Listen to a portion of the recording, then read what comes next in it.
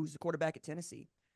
Do you see traits from Nico that perhaps also translate to the NFL, or is he as creative as a Cam? Is he as tough as a Shador? What do you see from Nico? I haven't seen enough of Nico, but Okay. I did watch the last game against a team who did Chattanooga, not have yeah. the ability to compete. Yeah. I did see this. Nico's arm is electric. Mm. Right. It is absolutely electric. He moves well enough. Right. And we're going to continue to see as he starts to face like these tough SEC defenses. Does he move really well or is it just good enough? Right.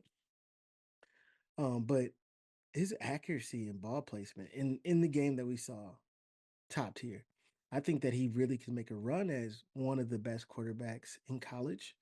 However, the hard part about evaluating somebody in that Tennessee offense, like we know, like it isn't football that is on par with the football that you're playing in the NFL, Mm. right? They're not asked to go through real reads, right? They're looking down the field. They're trying to stretch the ball down the field, and if it's not there, they're throwing it to the sideline. Mm. They widen guys out as far as they can, and they really put stress on you. Now you can't do that on Sundays, right? The game is too tough, and the get balls always in the middle of the field to do the hashes. But Nico is somebody who I think is going to put themselves in a position where they are going to be able to be a very high draft pick, right? I look at him as like the leader of the new school. Like he is the best young guy going. I'm fascinated to see what he does against Oklahoma. Like I'm already looking forward to us talking on Wednesday after the Oklahoma game because I'm personally invested in that one, man. Like I love you, Nico, but I don't need you to be great in that one. You know what I'm saying? Plus, you get Josh Heupel coming home and that beer and shit they run, that up tempo, wide splits for those wide receivers. You know, so your run lanes are just enormous, or so it seems. But what I saw from him is one thing against the Mocs, right, Chattanooga. But what I loved was he was asked, you know, they're up 38 to nothing, almost headed into halftime. And he was asked, you know, what were you yelling about on the sideline? He says, I said, keep our foot on their throat. And I'm going, okay, I love to see that from a quarterback. Because, you know, the Zoomers sometimes I don't know, man. Sometimes I think they SAWFT. But In a major way. it, An entitlement, right? It's a lot of the guys who've already got what they're usually working towards at this point. And I'm all about the guys getting paid, but you got to have that toughness and you got to be that tough kind of guy as a quarterback. And I think that Nico has it all. Like I got to spend 3 or 4 days with him at an event that Cam Newton put together a couple years ago, and I'm just like, I like this. He wants to compete. Like he wanted to let everybody know that he was the best guy there, mm, and that to me is a trait that's undeniable, right? Like even though you're with a group of your peers, you want to make sure that they walk away like, okay, he's better than me, right? And that was his goal every single rep. We were asking him to do things he had never done, and he decided like, all right, I'm gonna take this on, and I'm gonna make sure that you walk away from this event and say, yeah, you're better than me. that's all I ask. That's all I ask. You know what I'm saying? Show up with your chip on each shoulder. Be equally balanced for me, dog. Show me you got something to prove. Um, can I ask you about DJ Uiagalelei? Can I do that? Yeah, yeah, we can talk about him. Okay. So I was a big fan of DJ coming out of St. John Bosco. Huge fan. Like it was 1B and 1A with him and Bryce for me. And then Notre Dame, true freshman, he go for 439, 3 TDs. They lose in overtime, but I'm like, Clemson got one. They got one in them ones. And it just didn't seem to get back to that peak that he showed against Notre Dame for the last couple of years. And now I'm looking around and I'm asking myself, did Jonathan Smith get more out of DJ Uiagalelei than Dabo Sweeney, than Mike Norvell has so far? And I don't want to dump on the kid because I see the talent. Everybody sees it. It's hard to miss. He's huge. But there's something that doesn't feel like it's clicking. Like for me, he missed two open receivers in the end zone against Boston College. Things that no offensive line has anything to do with, or defense. Can you put the ball where it's supposed to go?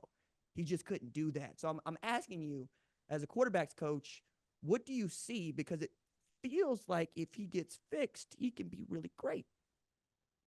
I think that we all want him to be really great, but in the same way that I just talked about Nico at that event, wanted to show everybody he was better than them. I'm involved in another quarterback camp where we bring out the best quarterbacks in high school, right? All of the top guys come every single year. And the year that Bryce Young CJ Stroud, like all those guys were there. There was one top kid who decided not to come. Right. And that to me speaks to competitive greatness. Right. You get this opportunity to go out there and show all the other elite guys that you're the alpha, and you pass that up.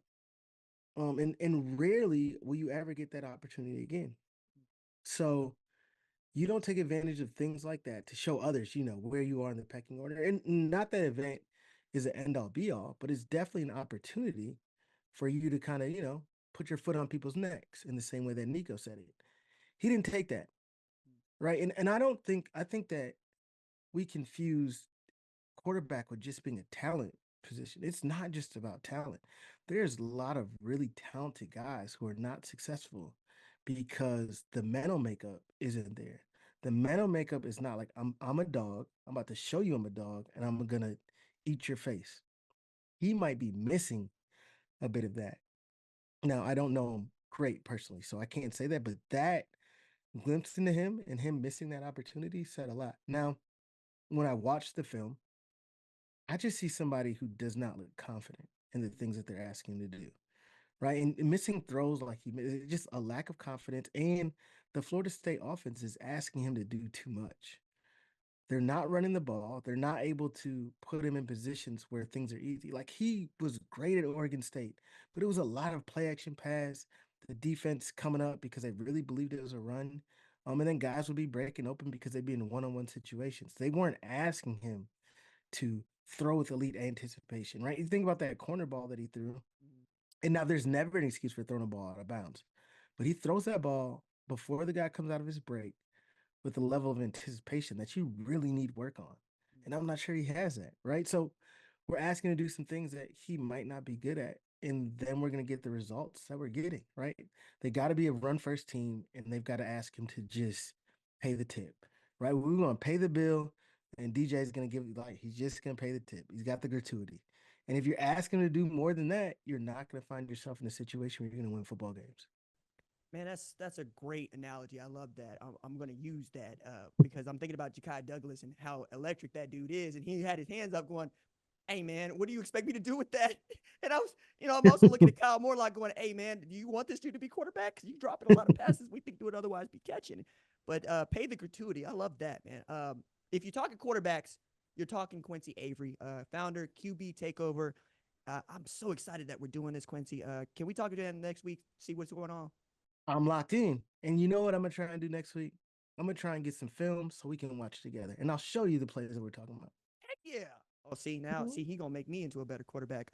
Quincy Avery, thank you so much. Appreciate you.